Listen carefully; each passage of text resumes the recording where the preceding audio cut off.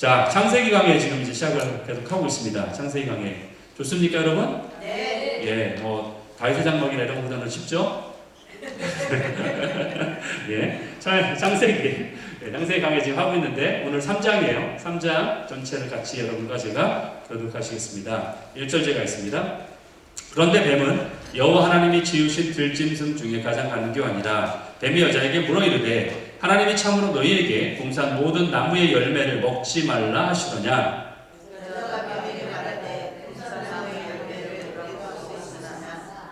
동산 중앙에 있는 나무의 열매는 하나님 말씀에 너희는 먹지도 말고 만지지도 말라 너희가 죽을까 하노라 하셨느니라. 뱀이 여자에게 이르되 너희가 결코 죽지 아니하리라. 너희가 그것을 먹는 날에는 너희 눈이 밝아져 하나님같이 되어 선악을 알 줄 하나님이 아심이라. 여자가 그 나무를 본즉 먹음직도 하고 구하음직도 하고 지혜롭게 할 만큼 탐스럽기도 하는 나무이니라. 여자가 그 열매를 따먹고 자기와 함께 있는 남자들에게 주매 그도 먹은지라. 이에 그들의 눈이 밝아져 자기들이 벗은 줄을 알고 무화과 나무 잎을 엮어 치마로 삼았더라. 그들이 그날 바람에 동산에 거니시는 여호와 하나님의 소리를 듣고 아담과 그의 아내가 여호와 하나님의 낯을 피하여 동산나무 사이에 숨은지라. 여호와 하나님이 아담을 부르시며 그에게 이르시되 내가 어디 있느냐. 이르되 내가 동산에서 하나님의 소리를 듣고 내가 벗었으므로 두려워하여 숨었나이다. 이르시되 누가 너의 벗었음을 내게 알렸느냐. 내가 내게 먹지 말라 명한 그 나무 열매를 내가 먹었느냐. 아담이 이르되 하나님이 주셔서 나와 함께 있게 하신 여자 그가 그 나무 열매를 내게 주므로 내가 먹었나이다. 여호와 하나님이 여자에게 이르시되 내가 어찌하여 이렇게 하였느냐. 여자가 이르되 뱀이 나를 깨물어 내가 먹었나이다. 여호와 하나님이 뱀에게 이르시되 내가 이렇게 하였으니 네가 모든 것을 찾아 그의 모든 짐승보다 더욱 저주를 받아 데려다니고 사람이 명한 흙을 먹을지니라. 내가 너로 여자와 원수가 되게 하고 내 후손도 여자의 후손과 원수가 되게 하리니 여자의 후손은 내 머리를 상하게 할 것이요 너는 그의 발꿈치를 상하게 할 것이니라 하시고. 또 여자에게 이르시되 내가 네게 임신하는 고통을 크게 더하리니 네가 수고하고 자식을 낳을 것이며 너는 남편을 원하고 남편이 너를 살릴 것이니라 하시고. 아담에게 이르시되 내가 내 아내의 말을 듣고 내가 내게 먹지 말라 한 나무의 열매를 먹었은즉 땅은 너로 말미암아 저주를 받고 너는 내 평생에 수고하여야 그 소산을 먹으리라. 땅이 네게 가시나무들과 어묵을 기다릴 것이라. 네가 먹을 것은 산지의 채소인지. 내가 흙으로 돌아갈 때까지 얼굴에 땀을 흘려야 먹을 것을 먹으리니 내가 그곳에서 취함을 입었습니다. 너는 흙이니 흙으로 돌아갈 것이니라 하시니라. 아담이 그의 아내의 이름을 하와라고 썼으니 그는 모든 사자의 어머니가 됨이로라. 여호와 하나님이 아담과 그의 아내를 위하여 가죽옷을 지어 입히시니라. 여호와 하나님이 이르시되 보라 이 사람이 선악을 하는 일에 우리 중 하나같이 되었으니 그가 그의 그리스도로 생명나무 열매를 따먹고 영생을 갖다 하시고. 여호와 하나님이 에덴 동산에서 그를 내보내어 그의 근원이 된 땅을 갈게 하시니라. 이같이 하나님이 그 사람을 쫓아내시고 에덴 동산 동쪽에 룻 천사들과 두 눈을 불을 가지고 생명나무의 길을 지키게 하시니라. 아멘. 네, 오늘 창세기 3장 말씀을 가지고 함께 우리가 나눌 제목으로 아버지의 품으로, Into the arms of the Father, 이렇게 해서 아버지의 품으로라는 제목을 함께 나누겠습니다. 오늘 본문 창세기 3장 인류의 타락에 대해서 나오고 있는 본문입니다. 하나님은 여러분 창세기를 보면은 그 많은 질문들이 있잖아요. 여러분 생각할 때 하나님은 인류의 타락을 미리 아셨을까? 우리가 죄를 지을 걸 미리 아셨을까? 어떻게 생각하세요? 아셨을까요? 그렇죠. 아셨겠죠? 왜요? 하나님은 전지하신 하나님이잖아요. 모든 걸 다 아시는 분이시니까 당연히 아시겠죠?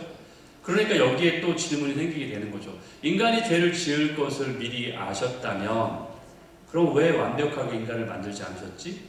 왜 선악과를 만드셨지? 왜 선악과를 만들어서 우리로 하여금 먹게 만드셨지? 이런 질문까지 여러분 하게 되죠? 예, 그렇죠? 예, 이런 생각까지 안 해보신 분들 계시는지 모르겠는데, 예, 여러분 여기서 가장 중요한 것은 우리 인간에게 자유의지를 존중하신다라는 대목이에요. 자유의지를 존중하신다. 그냥 하나님의 입력하신 대로 입력된 지시대로 따라가는 로봇을 만드신 게 아니라, 예, 우리의 선택을 자유롭게 할 수 있는 인격체로 만드셨다는 거예요. 즉 우리가 어떤 선택을 하든 하나님은 그냥 선택을 존중하는 거예요, 말하자면. 그래서 이 자유의지를 통해 인간이 선택할 여지를 주셨고, 그래서 인간은 뭐를 선택한 거예요? 죄를 선택한 거예요. 예, 그게 자유의지예요. 하필이면 그 선악과를 선택한 거예요. 그 에덴 동산에 있는 그 많고 많은 수많은 과일과 그 많은 것 중에 왜 하필이면 선악과? 그렇죠? 그 생각 안 써요? 여러분, 우리는 질문은 왜 하필이면 선악과를 알고 만드셨을까? 라고 생각하지만 그걸 뒤집어서 퀘스천을 하면은 왜 하필이면 그 선악과를 먹어, 굳이? 최고의 것들이 많이 있는 그곳에서. 그렇죠? 예. 그게 우리에 대한 질문이 될 수 있는 거예요, 반대로 얘기하면. 저는 여기에서 하나님의 사랑을 느낍니다. 우리 인간을 얼마나 사랑하셨으면 우리가 마음대로 선택할 수 있는 자유를 주셨을까?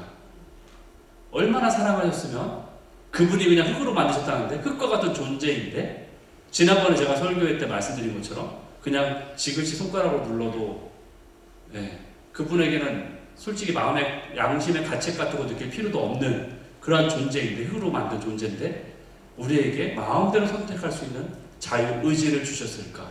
그건 신학의 내용이 아니라 사랑이에요. 저는 그건 사랑이라고 생각해요. 정말 우리 사랑하시는구나.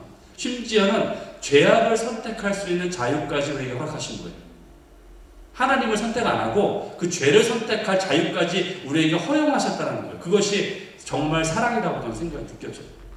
여러분, 자유를 빼앗겨본 사람만이 그 자유의 절실함을 느끼게 됩니다. 여러분 그런 경험이 있으셨는지 모르겠어요. 자유를 예, 일상의 삶에서 자유를 만끽하다 보니까 진정한 자유의 소중함을 잘 모를 때가 많아요. 여러분, 코로나가 한참 유행했잖아요. 저도 그때 한국에 있었는데 한국에서 저희가 코로나에 걸렸어요. 그래서 병원에 갈 정도까지 됐어요. 예, 병원에 갈 정도까지 됐기 때문에 저희 식구들이 각자 흩어져서 다른 병원으로 각자 갔어요. 뭐 식구라고 한 방에 넣어주는 게 아니에요. 각자가 생사를 모른 채 따로따로 흩어져가지고 가는 거예요. 저도 한 병원에 갔어요. 여러분, 코로나 때는 음압시라는 게 있어요. 공기를 우리가 내쉬는 그 코로나 걸린 확진자가 공기가 다른 사람에게 옮길 수 있기 때문에 그 공기가 밖으로 빠져나가지 못하게 특별하게 만든 방이 음압실이에요. 그래서 거기는 공기가 밖에서 안으로만 들어와요. 그래서 항상 부어해가지고 무슨 히터처럼 안으로만 공기를 계속 집어넣어요. 그런 그 방 안에 있는데, 그래서 그렇기 때문에 창문도 열 수 없어요.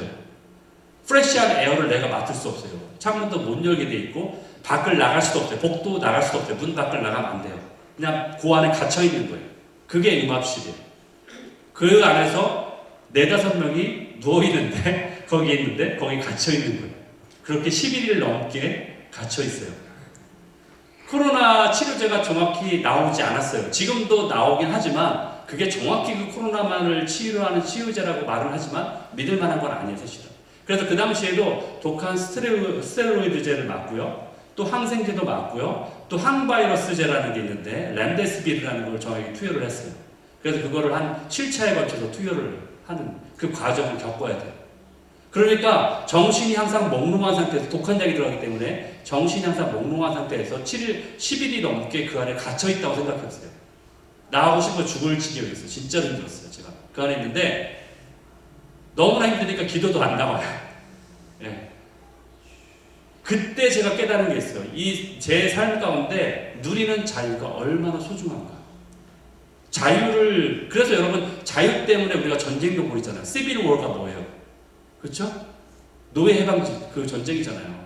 자유를 위해서 전쟁. 그만큼 피를 흘릴 정도로 싸우는 이유가 거기에 있는 거예요. 그만큼 하나님이 우리에게 자유의 소중함을 알게 하신 거예요.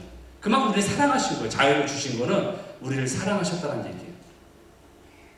창세기 3장의 그 사건을 통해 여러분 우리가 알 수 있는 건 또한 사단의 존재가 있음을 알게 돼요. 그로 인해서 인류에게 죄가 들어왔다는 것도 사실인 것을 우리가 알게 돼요.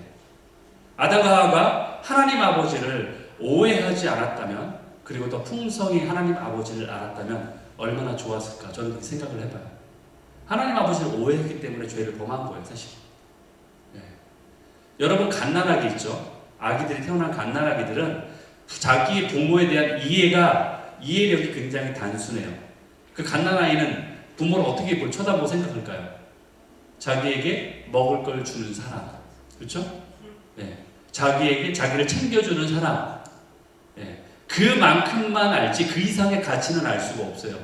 엄마가 지금 무엇을 고민하고 있는지, 그렇죠? 아기가 생각할까요? 절대 못해요. 아무리 알려줘도 못해요. 그거는 엄마가 지금 그 마음가운데 어떤 가치를 가지고 살아가고 있는지, 어떤 걸 중요하게 여기고 살아가고 있는지 그걸 고민할까요? 심지어는 저 이대리가 그걸 고민할까요? 고민 안 하죠. 예. 왜냐하면 수준이 그냥 그 수준인 거예요. 성숙이 안 했으니까, 성장 안 했으니까 그 단계에 있는 거예요.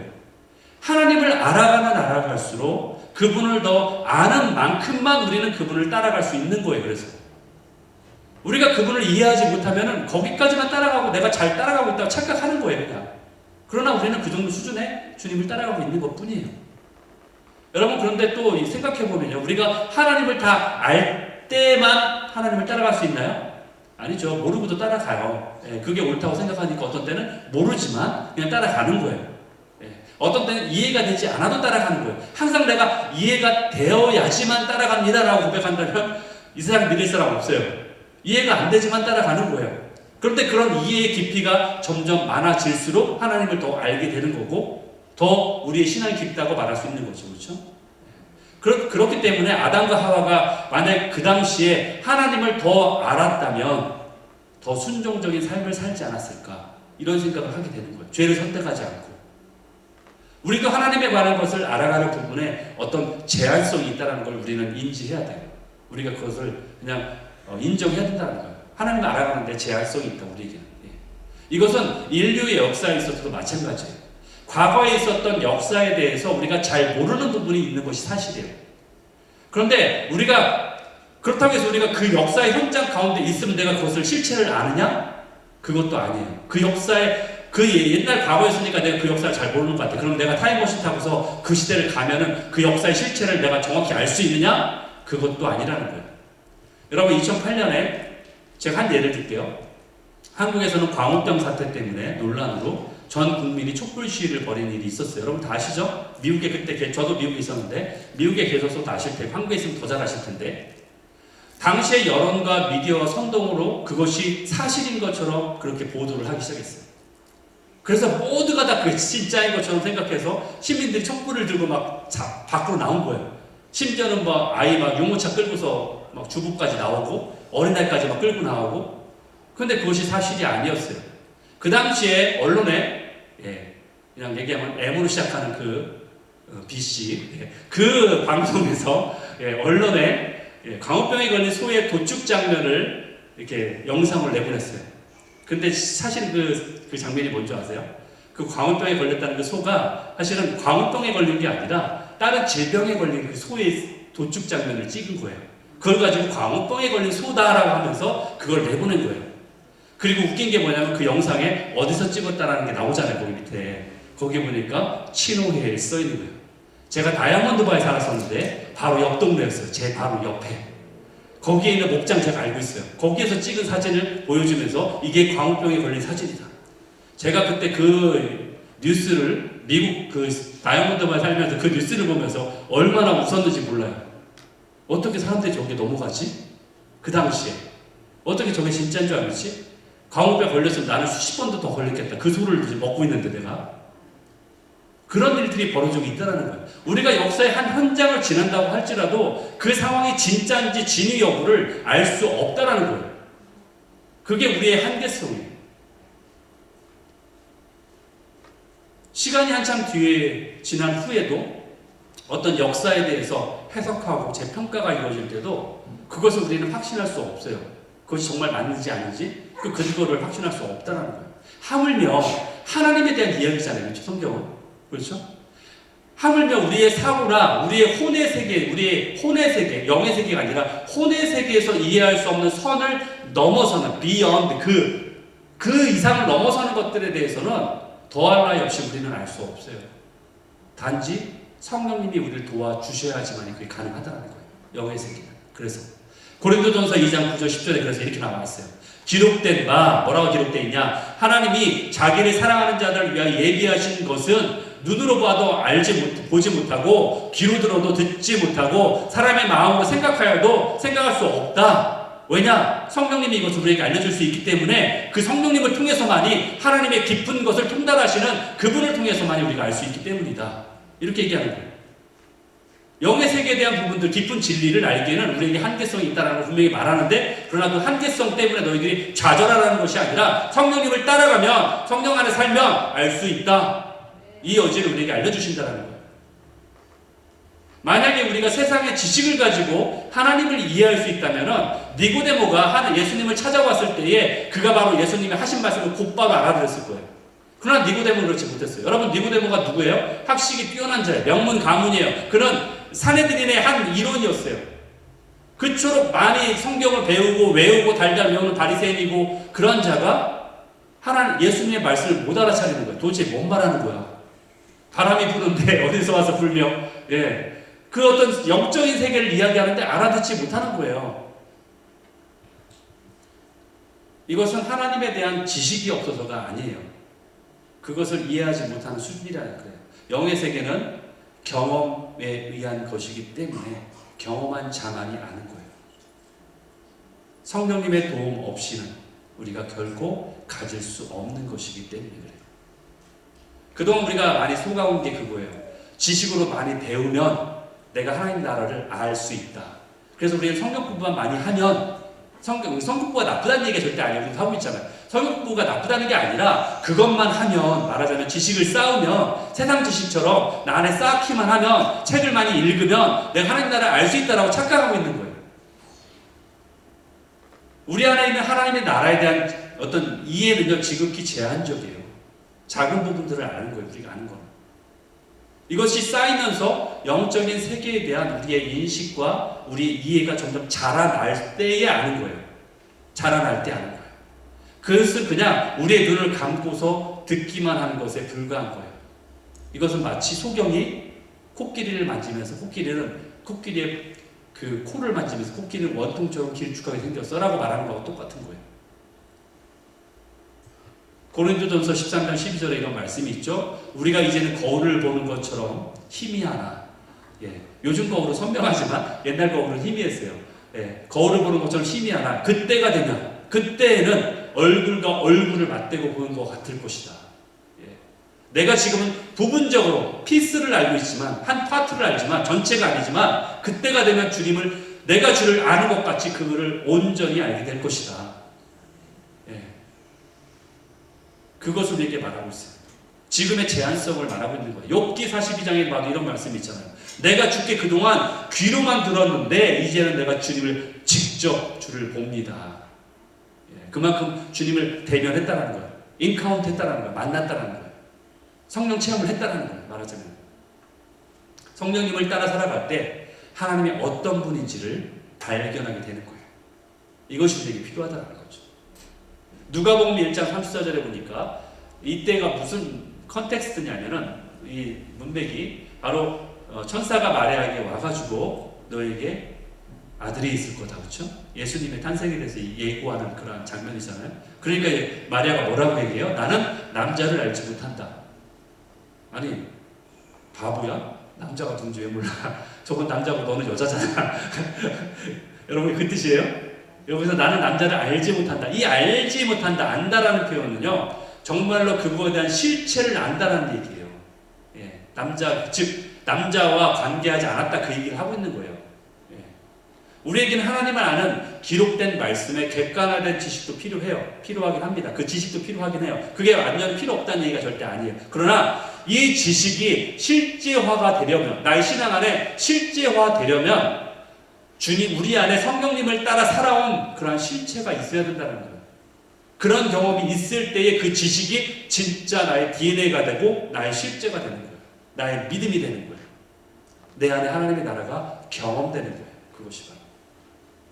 이런 경험이 많아질 때 하나님이 어떠한 분인지를 우리가 점점 더 알아가게 되는 거예요. 이것이 아까 말한 마리아가 말한 안다라는 표현이에요. 내가 하나님을 압니다.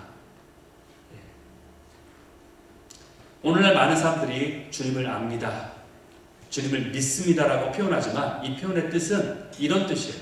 내가 생각으로 주를 믿겠습니다라는 의지적 차원의 표현이에요. 그냥 내가 주님을 믿겠습니다. 정말로 주님을 아는 부분은 지키 적다라는 거예요. 우리의 생각보다 적어요. 이것은 마치 내가 이것을 믿으려고 노력하겠습니다, 이런 뜻이에요. 의지적 차원이에요, 사실은. 그런데 실제는요, 믿음은 믿어지는 거예요. 옆에서 누가 이거를 뭐 증명하고 논리적으로 설명했을 때 그러니까 내가 믿겠어, 이게 믿음이 아니에요. 믿음은 믿어지는 게 믿음이에요. 그게 믿음이에요. 진짜 믿음이에요. 진짜 믿어지는 거예요. 내가 알아지는 거예요. 그게 바로 하나님을 내가 안다라는 거예요. 영이신 하나님이 믿어지십니까, 여러분? 그렇다면은 여러분 안에 성령님이 역사하고 있다는 증거예요. 그게 바로 영이신 하나님이 알아가지십니까? 만약 그렇다면은 성령 하나님을 통한 그 체험이 여러분 안에 증거하고 있다는 거예요. 그 외에 있다는 표현이에요. 하나님의 말씀은 많이 알고 있지만 하나님의 관계가 정말 내 안에 실제가 되지 않았기에 성령님을 통해 하나님을 경험하는 그러한 관계의 실제가 없는 사람은 여전히 혼적인 영역에 머물 수밖에 없어요. 영적인 그 단계가 아니라 혼적인 영역에 머물고 있다는 거예요. 그래서 열심히 기도는 하지만 그리고 하나님의 그 교통함의 실제를 누리지 못하기 때문에 비록 열심히 기도하고 그런다 할지라도 그 안에 참 기쁨이 없는 거예요. 별로. 오랜 시간 기도해도 별다른 기쁨이 없는 거예요. 우리의 정직한 고백은 그래서 우리가 하나님을 아는 부분에 있어서 지극히 제한적이라는 것을 스스로가 인정해야 돼요. 거기가 우리의 출발점이에요. 그리고 나서 우리가 성령님을 누리는 그러한 것에 더 열심으로 갈망을 해야 된다는 거예요. 하나님의 나라는 그동안 이 땅에 존재했던 모든 인류들이죠. 아무리 위대한 성경의 위인들 또는 우리가 책으로 봤던 그 위대한 크리스찬들의 위인들, 그 사람들이 경험했던 것을 다 합친 것보다 더 크신 것이 하나님의 나라예요. 그분들이 경험한 거 다 경험한 게 아니에요. 그들이 말한 게. 그리고 여러분들이 경험한 거 그분들보다 더 많은 걸 경험할 수 있습니다. 그걸 믿으세요, 여러분들이. 그분들이 못 본 다른 측면을 볼 수 있어요. 여러분, 예전에는 제가 지금 오늘 설교 교환에 없는 건데 예전에는 신부의 영성에 대해서 그렇게 강조된 적이 없어요, 여러분. 제가 70년대, 80년대 그때 제가 어머니 따라서 기도원도 가고 열심히 신앙생활을 했지만 그때는 그런 걸 강조하는 어떤 설교사분들의 이야기를 들어본 적이 없어요. 신부의 영성 요즘에 와서 강조된 거예요. 제가 지난번에 한번 말씀드렸죠. 그게 바로 Progressive Revelation, 점진적 계시라고. 주님이 마지막 때가 될수록 우리에게 계시를 더 부어주시는 거예요. 밝혀지지 않은 거에 대해서 더 자세히 알려주시는 거예요. 하나님의 나라는 이런 거라는 것을 더 알려주시는 거예요. 그렇기 때문에 예전에 그걸 몰랐던 분이지만 여러분은 그것을 알 수 있다는 거예요. 제가 여러분의 소망을 드리는 거예요. 그래서 20년 전에는 제가 LA 해변가를 누리고 있었어요. 예, 자주 간 건 아니지만 그쪽에 살았으니까 놀러가면 LA 해변가 이쁘잖아요. LA 해변가 갑니다. 그게 태평양이잖아요. 그쪽이 태평양, 이쪽은 대서양이지만 태평양 쪽. 태평양을 바라보면서 제가 그래요. 나는 태평양의 모든 것을 알기 위해서 이 태평양 맛을 한번 보겠어. 그래서 머그잔 하나를 딱 가져가서 머그잔에다가 그 바닷물을 딱 달아가지고 한 모금 마셔요. 못 마셔, 실제는. 말하자면 그렇다는 얘기예요. 마시면 짜니까 막 토하겠죠? 말하자면 그거 얘기예요. 그렇게 한 모금을 제가 태평양 물을 마신다고 해서 저 태평양 저 심해에 있는 바다나 저 멀리 있는 모든 바닷물을 제가 다 마셨다고 말할 수 있나요? 그 맛을 다 알 수 있다고? 물론 다 짜겠죠. 그러나 그 한 모금을 제가 먹었다고 해서 모든 걸 내가 다 안다라고 말할 수 없는 거예요. 여러분, 하나님의 나라는 태평양보다 더 엄청난 깊이와 높이와 길이와 넓이가 있어요. 하나님의 그 사랑의 높이와 길이와 넓이와 길이를 너희가 알 수 있느냐? 그렇죠? 모르는 거예요. 아무리 위대하고 뛰어난 위인이라 할지라도요, 하나님 나라의 지극히 일부분만 경험했다는 것을 알아야 돼요. 그것을 시인하지 않고 받아들이지 않으면 우리는 더 풍성한 하나님의 나라를 경험할 수가 없어요. 왜? 사람마다 하나님 나라를 경험하는 영역이 다르기 때문에 그것을 우리가 더 사모하지 않게 된다는 얘기예요. 아, 이게 하나님 나라구나. 아, 뻔하네. 이게 아닌 거예요. 뻔한 게 아니에요. 하나님 나라. 그래서 우리는 뻔하지 않기 때문에 날마다 그 하나님의 나라를 계속 사모할 수 있는 거예요. 그런 이유에서. 그래서 그것이 지겹지 않은 거예요. 왜?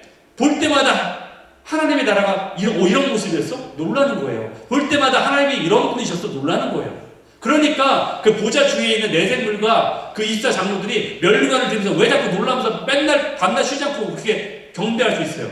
왜냐하면 하나님의 다른 모습을 발견할수록 놀라는 거예요. 그러니까 경배하지 않을 수 없는 거예요. 이게 뭐 종교적 행위를 일부러 하는 게 아니라 놀라서 그런 행위를 하는 거예요. 성령이 아니고서는 예수 그리스도를 주라 시인할 수 없습니다. 고린도전서 12장 3절에 그러므로 내가 너희에게 알리노니 하나님의 영 성령으로 말하는 자는 누구든지 예수를 저주할 자라 하지 아니하고 또 성령으로 아니하고는 누구든지 예수를 주님이라 할 수 없다 라고 말하고 있습니다. 이게 우리에게 참 어떤 도전이 돼요. 예수를 주님이라 시인하는 것. 여러분, 우리는 십자가를 이야기하고 구원을 이야기하는데 그렇다면 실제로 우리 삶 속에 예수님이 우리의 주인이 되고 계신가? 이것을 스스로가 생각을 해봐야 돼요. 정말로 내 안에 예수님이 나의 주인이 되고 계신가? 아니면 나는 내가 가고 싶은 대로 걸어가면서 주님은 나의 헬퍼야 그냥. 그러니까 나만 도와주세요. 내가 하는 일에 최소한 방해는 되지 않아야 될 거 아니야, 주님. 혹시 이런 모습 없어요? 주님, 최소한 내가 하는 일에 방해는 되지 않아야 될 거 아니에요? 왜 방해하세요? 이런 분 안 계세요, 혹시? 왜 자꾸 내 길을 막으세요? 예? 이렇게 생각하시는 분이 계세요? 아니면 주님이 원하시는 길로 제가 가겠습니다. 예수님은 나의 주님이십니다. 주인이십니다. 라고 말씀하고 계십니다. 우리의 시간의 주인, 우리의 물질의 주인, 우리의 언어의 주인, 우리의 생각의 주인. 별로 그렇지 않을 수도 있잖아요. 예.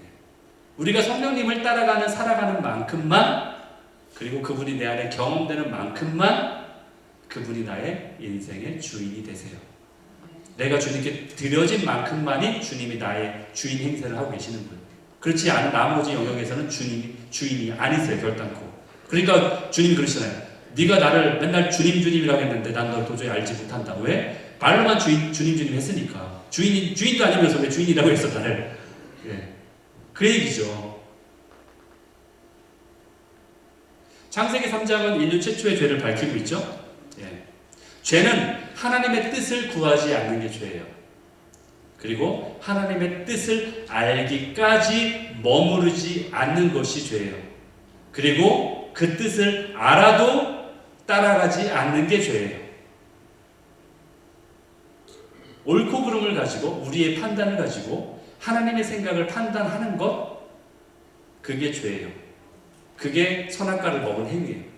하나님처럼 되고자 하는 것. 내가 그 판단자가 되기를 원한 거예요. 하나님처럼 내가 그 자리를 빼앗으려고 했던 게 바로 선악과를 먹은 행위예요.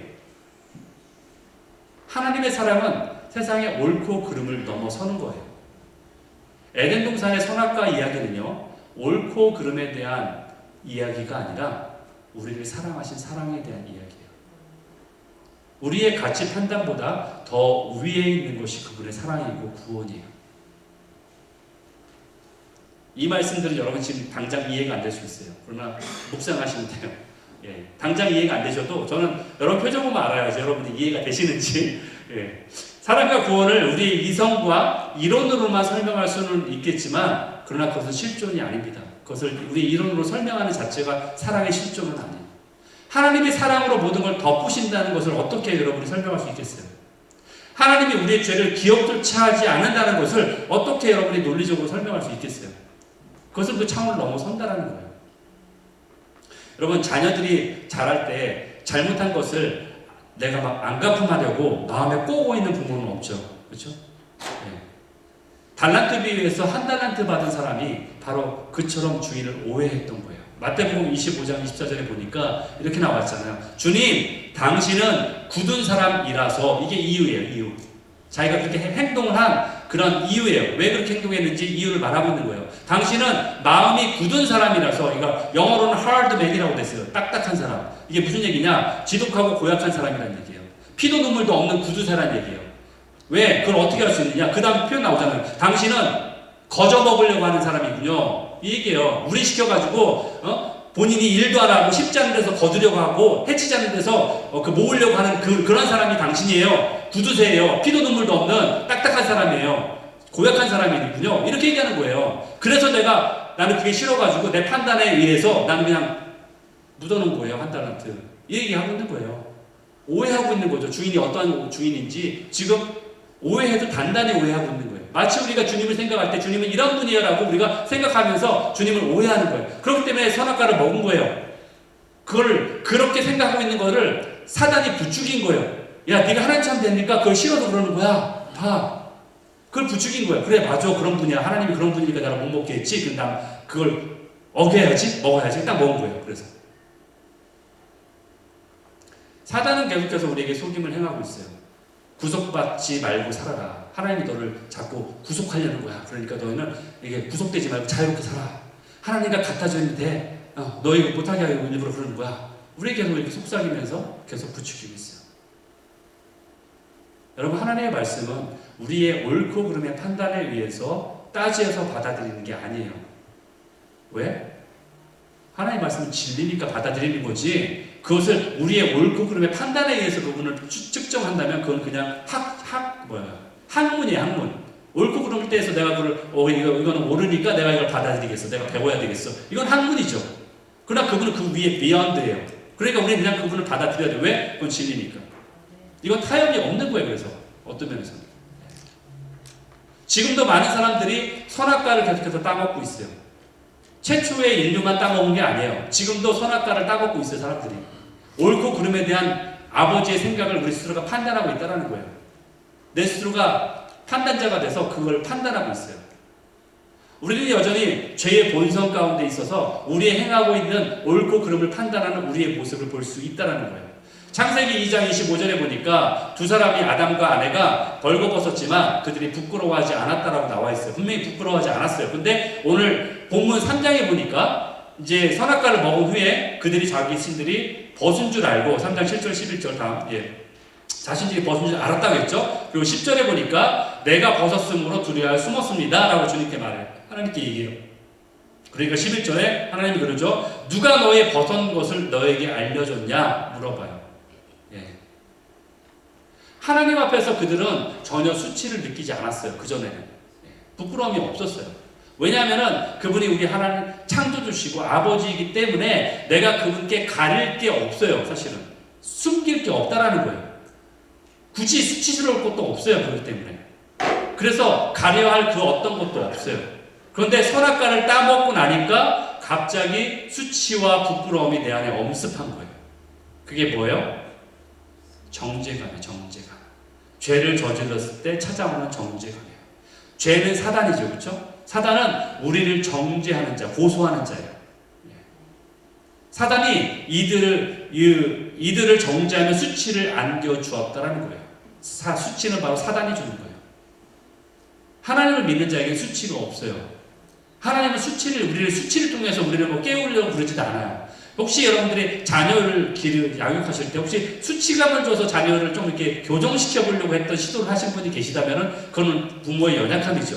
부모는 그럴지언정 하나님은 그렇게 안 하세요. 우리에게 수치를 줘서 우리를 하여금 깨닫게 하거나 그러는 분이 아니세요. 그래서 인간은 바로 죄의 노예가 돼요. 그래서 수치의 노예로 전락하게 되는 거예요. 죄를 지음으로 인해서. 그래서 이것이 수치스럽다라고 느끼게 되는 거예요.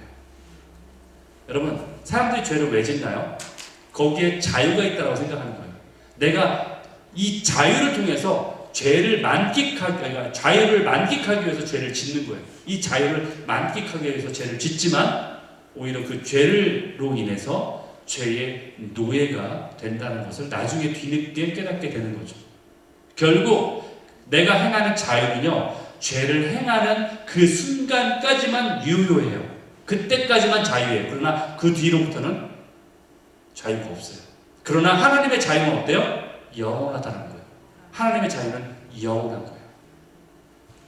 그리고 인간들은 이러한 죄의 수치를 스스로가 가리려고 노력하는 거예요. 커버하려고. 내 죄를 숨기려고, 부끄러움을 숨기려고. 그래서 미봉책으로 나뭇잎으로 가리는 거예요. 그러나 이 옷은 영원하지 않아요. 왜? 썩을 거잖아요. 그 나뭇잎은. 그렇죠? 영원한 것이 아니에요. 결단코 자기 수치를 감출 수가 없는 옷이에요. 하지만 이러한 일시적인 것은 해결해 주지 않지만 하나님께서는 그 수치를 가려줄 해결할 방법을 우리에게 알려주세요. 그게 바로 피의 제물이신 예수님이세요. 십자가요. 그 피의 예표로 오늘 나오는 게 피를 흘려서 잡은 동물의 가죽 옷을 입으신 거예요. 그게 바로 예수님의 죽으심의 예표예요. 여러분, 옷이 생겨난 유래가 바로 우리의 죄악과 관련되어 있다는 거예요. 결국. 그러면서 9절에 주님이 우리를 찾고 계신 모습이 나오죠. 내가 어디 있느냐? 여호와 하나님의 아담을 부르며 찾으세요. 내가 어디에 있느냐? 우리가 어디에 있는지 몰라서 부르시는 질문이 절대 아니죠. 그렇죠? 우리가 어디 있는지 당연히 아시죠. 이것은 우리를 찾으시는 하나님의 아버지의 음성이에요. 내가 어디 있느냐?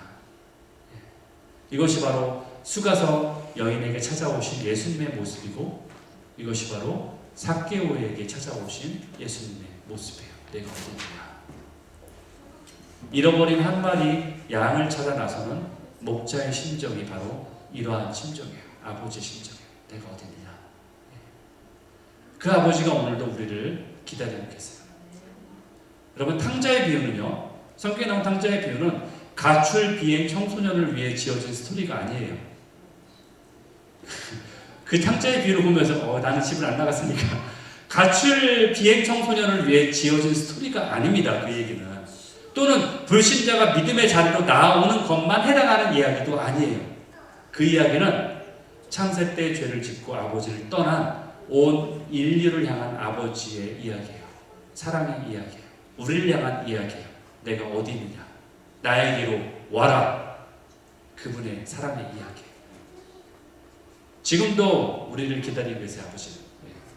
우리는 몸만 성전에 나와 있지만 주님을 진정한 내 인생의 주님으로, 주인으로 모시고 살아가지 않고 나의 선악과를 지금도 먹고 있는 자를 주님은 초대하고 계세요.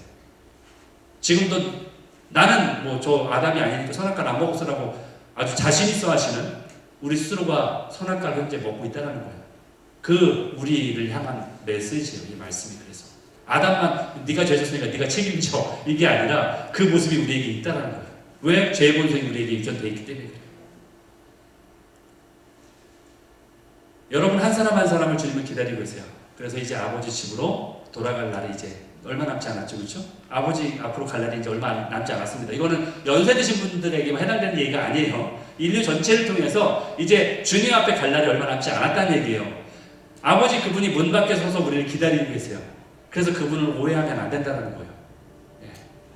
세상에는 그러한 사랑을 보지 못했기 때문에 그 아버지의 사랑을 오해할 수 있어요. 이해가 되지 않으니까. 그런 사랑을 본 적이 없으니까 이해가 되지 않죠. 이 아버지의 사랑은 옳고 그름의 문제가 아니에요.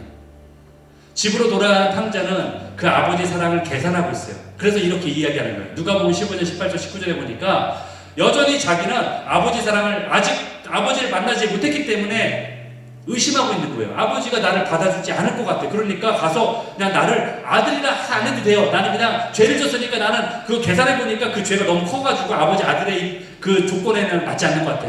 아버지가 나를 아들로 받아들이기에는 너무 내가 많은 죄를 지은 것 같아. 그러니까 나를 일꾼의 하나로, 그냥 품꾼의 하나로만 써주세요. 품꾼은 뭐예요? 삭세를 주고서 삭수로 계산하는 행위잖아요. 그러니까 사랑이 아니에요, 이거 도대체. 그러니까 자기 생각으로 아버지의 그 사랑을 지금 평가절하하고 있는 거예요. 이게 죄예요, 사실은. 아버지는 그렇지 않은 분인데 내가 아버지 사랑을 평가절하하고 있다니까요. 아버지는 이만한 사랑도 없는 분이에요. 나를 그냥 상분으로만 생각할 정도의 좁은 마음을 가지신 아버지라고 생각하고 있는 거예요, 지금. 그러니까 이게 겸손이 아닌 거예요. 그러니까 말하자면 이해되세요? 이게 겸손이 아니에요. 이게 어찌 나 같은 죄인을, 이게 겸손이 아니라는 거예요, 여러분. 주님 앞에 그냥 나가는 게 진정한 겸손이에요. 나는 그냥 항복합니다, 주님. 주님, 내 죄를 받아주세요. 이게 겸손이에요, 진짜. 주님은 나의 어떤 죄도 품으실 수 있고 용서하실 수 있는 그러한 능력을 가지신 아버지예요. 그 사랑을 깊이를 가지신 분입니다라는 것을 인정하는 것이 이것이 진정한 겸손이라는 거예요. 여러분, 이 아버지의 사랑마저도 우리의 옳고 그름으로 판단하는 그러한 우리의 선악과를 먹는 행위가 우리에게 있다는 거예요. 여러분, 비판하지 말라고 예수님이 말씀하셨죠? 그 얘기가 뭐예요? 사단이 행하고 있는 일을 하지 말라는 거예요. 사단은 뭐예요? 정죄하고 판단하는 일을 하는 게 사단이에요. 그 일을 너희가 비판자가 될 필요가 없어. 너희는 사랑을 하는 자들이지 비판하는 자들이 아니야. 비판자는 뭐예요? 바로 그 행위를 갖는데 내가 심판자가 되겠다는 얘기예요. 자처하는 거예요. 내가 하나님 자리에 오르겠다는 거예요. 선악과를 따먹는 행위예요. 그 자체가. 그 자체가 선악과를 내가 먹는 행위라는 거예요. 야고보서 4장 12절에 입법자와 재판관은 오직 한 분이시니 누구? 하나님. 입법자, 법을 만드는 자, 재판관, 법을 실행하는 자, 오직 한 분이시니 하나님이시니 능히 구원도 하기도 하고 멸하기도 하시는 분은 그분 한 분밖에 없다. 그런데 너는 누구간데? 우리한테 막 직접적으로 막 얘기하잖아. 넌 도대체 뭔데? 이 얘기예요. 너는 누구간데 같은 피조물로서 내 이웃을 판단하느냐? 이 얘기예요. 네가 판단자가 될 이유가 왜 있냐? 그래서 비판하지 말라는 거예요. 여러분, 창세기 오늘 3장 17절 19절에 보니까 뭐라고 했어요? 저주를 받았기 때문에 너희가 흙으로 돌아간다라고 얘기했죠. 흙으로 돌아간다. 죄의 결과예요. 죄의 결과로 우리는 흙으로 돌아가는 죽음을 당해야만 돼요. 영원한 죽음을 맞이할 수밖에 없는 존재가 된 거예요. 하지만 그렇게 아버지를 떠났던 주님이 우리를 부르시고 계시잖아요. 그 아버지가. 그러니까 우리에게 돌아갈 곳이 있는 거예요. 흙으로 돌아갈 필요가 없는 거예요. 우리가 돌아갈 곳은 저 흙이 아니라 영원한 저주의 흙이 아니라 아버지의 품으로 돌아가야 된다는 거예요. 그 사랑이 우리에게 있다는 거예요. 주님이 여전히 우리를 기다리고 계세요. 그 아버지의 마음을 이해하는 자, 왜곡되지 않고 그분을 판단하지 않고 아버지의 그 사랑이 이처럼 위대하시군요 라고 내가 고백할 수 있는 자, 그 자를 주님이 기다리고 계세요. 이런 삶이 실제적인 내 삶 가운데 경험될 때 그게 우리의 영성이에요. 영성이 대단한 무슨 돌을 닦는 자들이 있는 그런 게 영성이 아니라 날마다 성령의 어떤 현상들이 나타나는 게 영성이 아니라 이러한 것이 내 안에 경험되고 그것이 실제로 믿어지고 알아지는 것이 영성이에요. 그 하나님의 사랑의 높이와 깊이와 길이와 넓이를 아는 것에 자라가라. 사도 바울이 얘기했던 것처럼 그러한 그 영성이 우리 안에 품어지기 원합니다. 그 아버지를 찾게 되기를 소원합니다. 아멘. 우리 다 일어나셔서 찬양하시고 모여가서 하겠습니다.